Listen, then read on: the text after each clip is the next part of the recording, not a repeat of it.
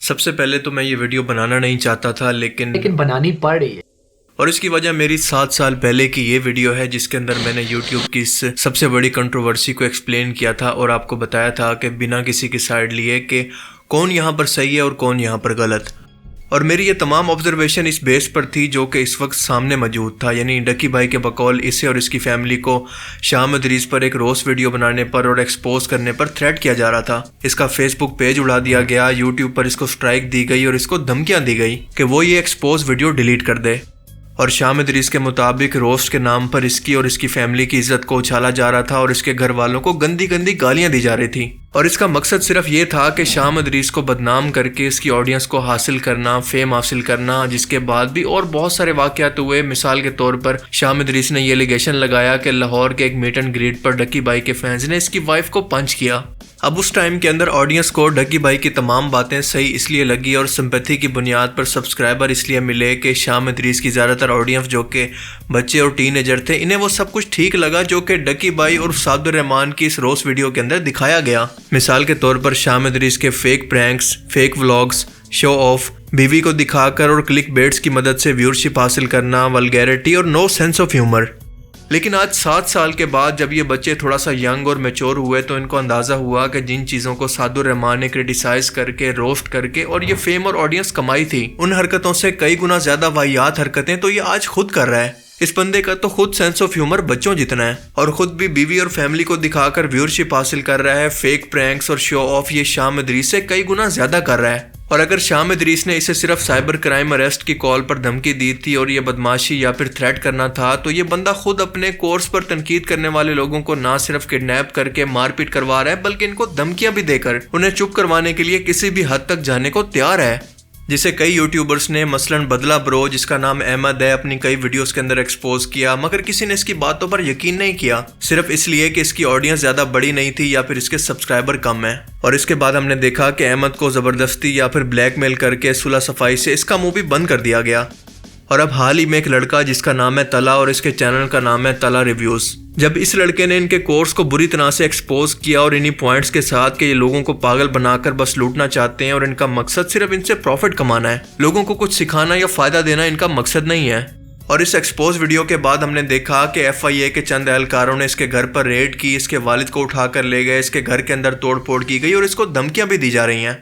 और इसके अलावा इसका वीडियो एडिटर रह चुका लड़का जिसका नाम मुनीब है, इसने भी इसको एक्सपोज किया कि ये रियल लाइफ के अंदर कितना बुरा इंसान है। अब आप ये देखें कि अगर मुबैना तौर पर ये सब कुछ ठीक है तो शाम इदरीस से तो कई गुना ज़्यादा ये संगीन बदमाशी है।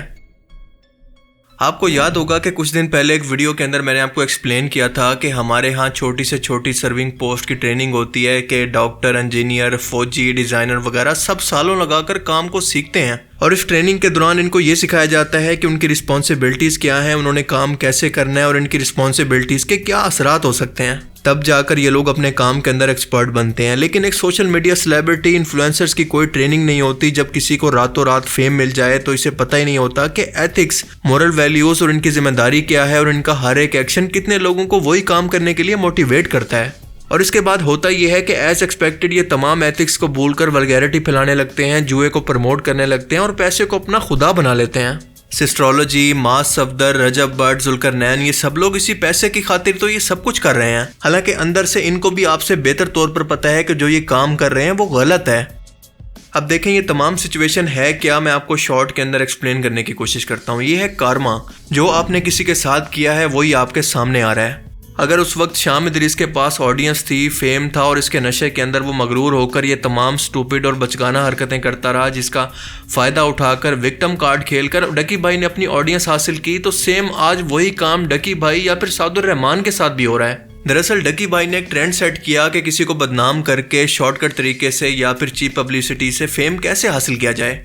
और आज इसी फार्मूला के मुताबिक डकी भाई की बारी है कि कोई और शख्स इस विक्टिम कार्ड को इस्तेमाल करके इससे अपनी ऑडियंस छीन ले।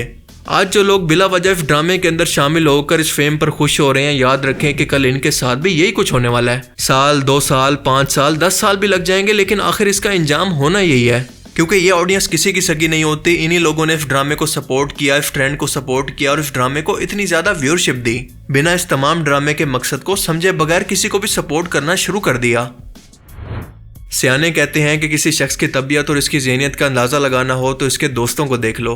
कुछ ही मंथ्स पहले एक यूट्यूबर रजा समो ने अपनी एक वीडियो के अंदर ये बताया था कि क्यों एक टाइम के अंदर साथ रहने वाले इसके दोस्त डकी से आहिस्ता आहिस्ता इसकी दूरियां बढ़ती गई हैं और आज वो टाइम है कि वो एक दूसरे के साथ बिल्कुल नजर ही नहीं आते।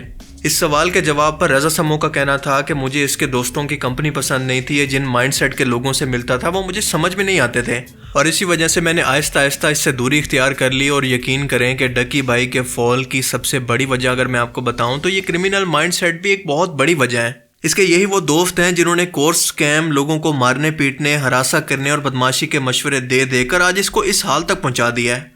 जब मैंने रजा समो की ये वीडियो देखी थी तो उसी दिन मैं समझ गया था कि इस बंदे का एंड अप ज्यादा दूर नहीं है क्योंकि ये दोस्त इसको मरवाएंगे। और दूसरी ये कि उसके दोस्त जो हैं वो मुझे समझ नहीं आते थे, बहुत ही अजीब किस्म के दोस्त बनाने लग गया वो। फिर उनसे इसको डरें भी लगी, धोखे भी मिले, तो मैं उनके साथ हैंगआउट्स नहीं करना चाहता था, तो इसलिए भी थोड़ी सी दूरी हम में आ गई। अब सूरत हाल ये है कि शाम इदरीस को डकी का डाउनफॉल देखकर बस मौका मिल गया है सिंपैथी हासिल करने का, क्योंकि अपनी ऑडियंस को वापस हासिल करने का इससे बेहतर मौका उसके लिए कोई नहीं हो सकता। आप अंदाजा करें कि एक टाइम के अंदर जिस बंदे की एक वीडियो पर लाखों या फिर मिलियन व्यूज आया करते थे, आज उसकी वीडियो पर 10,000 व्यूज भी मुश्किल से आ रहे थे। आप इन वीडियोस पर मत जाएं, इस तरह की ज्यादातर वीडियोस प्राइवेट हैं जिन पर सिर्फ कुछ हजार तक व्यूज आ रहे थे।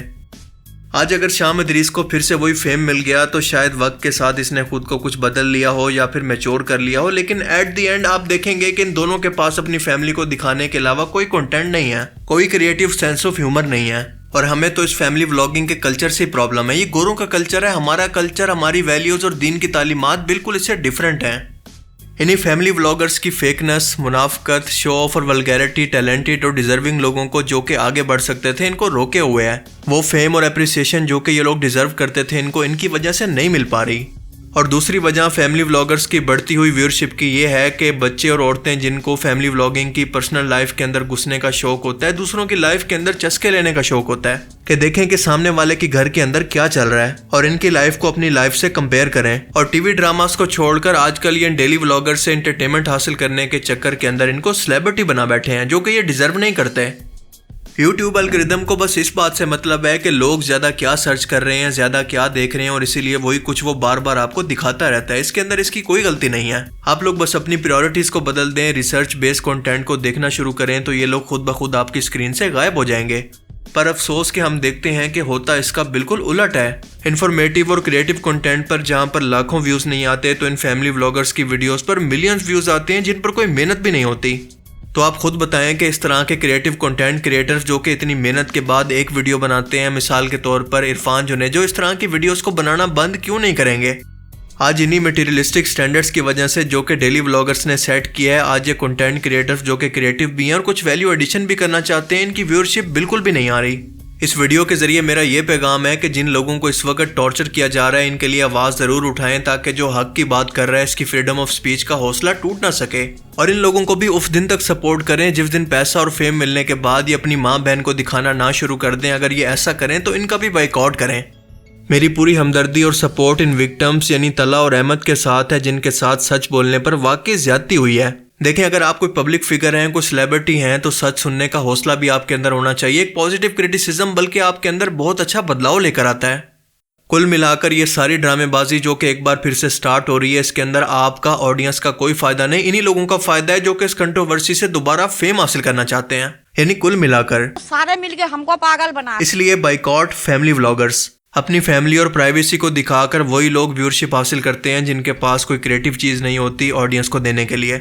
इसलिए अगर कोई शख्स सोशल मीडिया पर पॉजिटिव कंटेंट दे, कुछ क्रिएटिव और सोसाइटी के लिए वैल्यू एडिशन करे तो इस शख्स को सपोर्ट करें, फिर चाहे वो शाम इदरीस हो, डकी भाई या फिर कोई और। बाकी आप इस बारे में क्या सोचते हैं, अपनी कीमती राय का इजहार कमेंट सेक्शन में ज़रूर करें। Thanks for watching this video. अल्लाह हाफिज़।